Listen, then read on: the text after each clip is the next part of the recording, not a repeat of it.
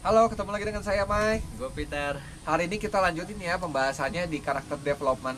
Kemarin kan kita janji untuk membahas tentang subbagian dari narsistik. Nah, kita akan bahas subbagian pertama narsistik. Subbagian ini kita sebut apa nih, Pit? Ya.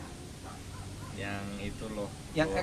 eksplisit mungkin ya, eksplisit dulu ya. Itu loh, bro. Berarti narsistiknya yang ditunjukkan kepada orang lain, muncul ya sifat narsisnya itu.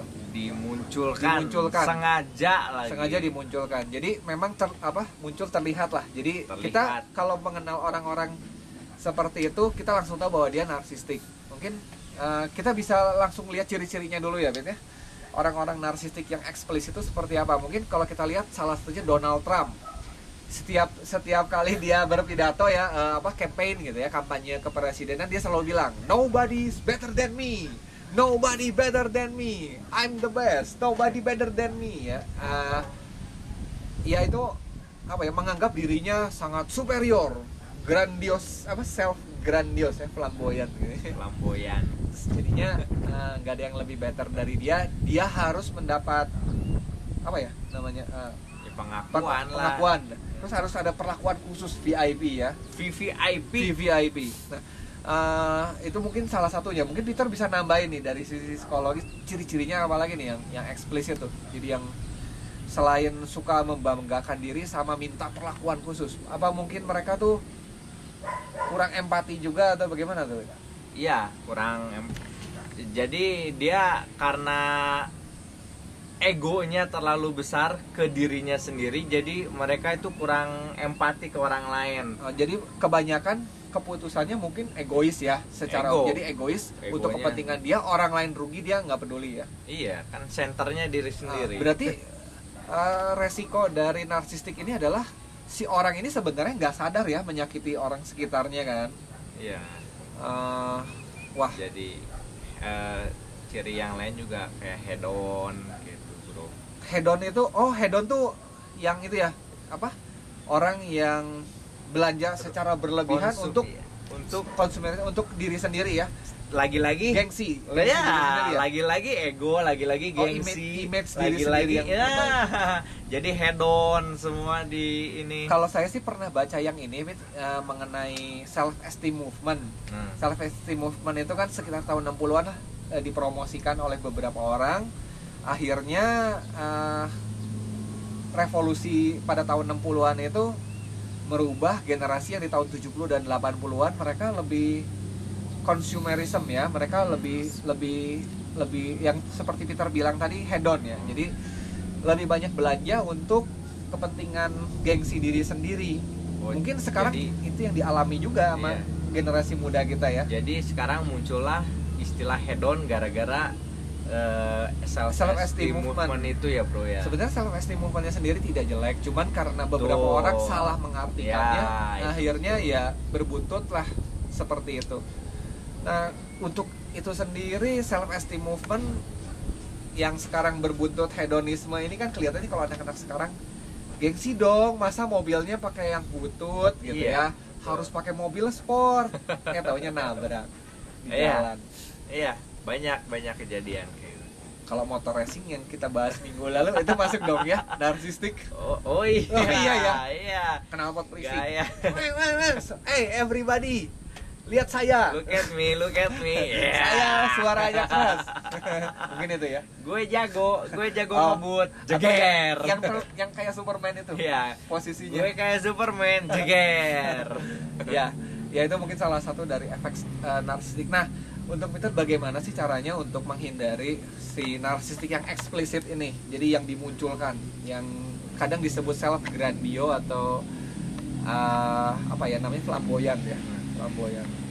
Udah jelas kalau saya sih dari dulu saya selalu menyarankan sejak dari kecil aja pokoknya itu diajarkan empati lah, diajarkan bagaimana melihat sesama sekeliling. Jadi jangan gue lagi tapi kasih contoh, lihatlah. kalau empati itu contohnya seperti apa, Ben? Waktu pernah ke anak-anak nih, paksa empati ke anak-anak. Jadi kalau kita si anak punya makanan lebih terus ngelihat temennya nggak ada makanan, bilang berbagilah. Itu lihat tuh, kasihan tuh. Coba kalau kamu nggak ada makanan nih, coba kalau makanannya nggak ada, ayo kamu makan gimana, ayo lapar nggak? Nah, kasihan kan kamu. Nah, coba berbagi. Nah, seperti itu biar ngerasain, merasakan, oh iya kalau saya nggak punya makanan, oh iya saya lapar gitu. Dimulai dari, pokoknya dari kecil. Saya dari dulu udah tekankan dari kecil. Kalau saya pernah sih ada kejadian gini, Pit. Jadi saya naik motor nih. Kebetulan waktu itu saya nganterin murid saya untuk daftar sekolah karena orang tuanya sibuk, jadi saya nemenin beli formulir. Waktu itu lewat jalan yang agak macet, di depan saya ada sales percetakan, kayaknya dia bawa selebaran gitu, banyak banget di kantong. Nah, pas dia ngerem, si kantong plastiknya entah kenapa sobek, itu kertasnya terbang semua.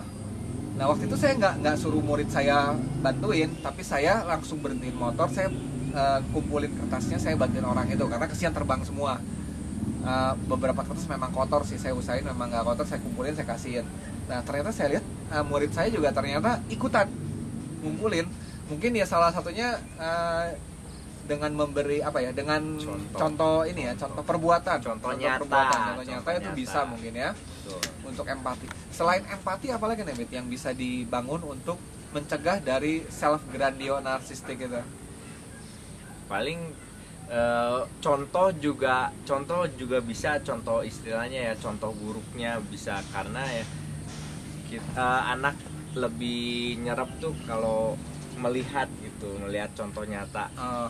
Orang-orang yang istilahnya yang narsis, yang egois, kita kasih tunjuk gitu, kasih lihat tuh, kamu nggak bisa seperti orang ini, egois seperti ini, nggak bisa gitu. Kita itu. Dikasih pengarahan ya. Jadi contoh yang memang sudah ada di lapangan ya. Iya. Mungkin kalau saya sih, dari sisi saya sih, saya pengen promosiin, baca lagi tentang self esteem movement. Seharusnya bagaimana mempersiapkan anak, seperti yang sering kita bilang ya, Bit ya. Jangan membuat anak itu seperti keramik. Ya. Karena kalau anak yang dijaga di atas sebuah podium ya, nggak boleh disentuh, ya anak itu akan terbentuk jadi keramik. Begitu kena singgungan nanti akan hancur, dan dia menganggap dirinya berkilau, mahal, kayak keramik ya. Iya, gue di atas nih. Gue di atas, dan orang lain harus toleransi sama dia. Ya, yang lucu satu lagi adalah kalau orang yang narsistik grandios ini, saya lagi belajar ini nih, menahan hawa nafsu nih di agama saya, gitu ya. Kamu jangan goda saya dong, gitu. Saya lagi belajar melawan hawa nafsu nih.